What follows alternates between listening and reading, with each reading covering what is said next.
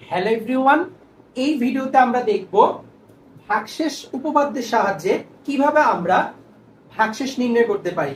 So এখানে দেখেন ম্যাথটা কি বলছে, x³ - x² কে x - 2 দ্বারা ভাগ করলে ভাগশেষ কত হবে। ঠিক আছে, এখন আমরা কি এইটাকে এটা দ্বারা কি ভাগ করব না, আমরা এত জটিল অঙ্কে যাব না, আমরা খুঁজবো কি সহজ সমাধান। তো সহজ সমাধানটা কি, সেটি হচ্ছে কি ভাগশেষ উপপাদ্য।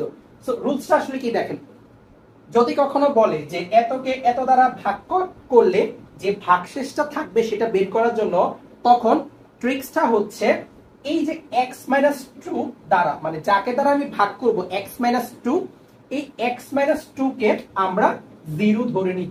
x - 2 কে আমরা কি ধরে নিব, 0 ধরে নিব। ধরলে এখান থেকে আমরা x এর ভ্যালু কত পাবো, 2। এখান থেকে আমরা x এর যে ভ্যালুটা পাবো সেই ভ্যালুটা আমরা এইখানে বসিয়ে দিব। সো এখানে বসালে আমরা কত পাচ্ছি, x³ - x², তার মানে x এর ভ্যালু 2, 2³ - 2 স্কয়ার, এখানে আসবে 8 এবং এখানে আসবে 4।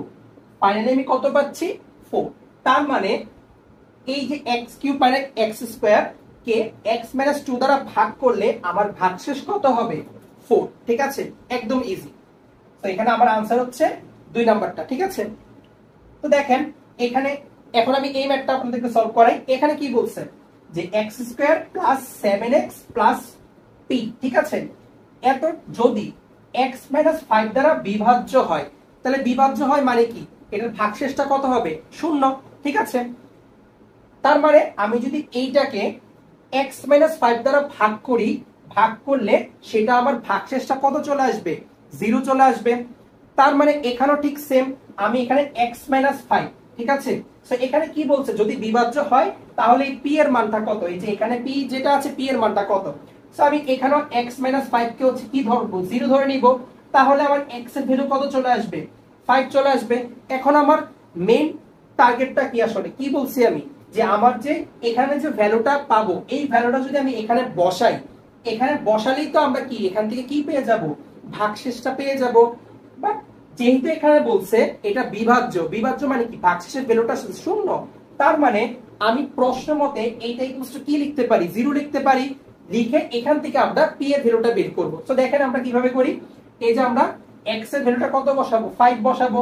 এই যে 5 স্কয়ার প্লাস 7x, 7 * 5 + 3। সো এটা কি আমার ভাগশেষের ভ্যালু।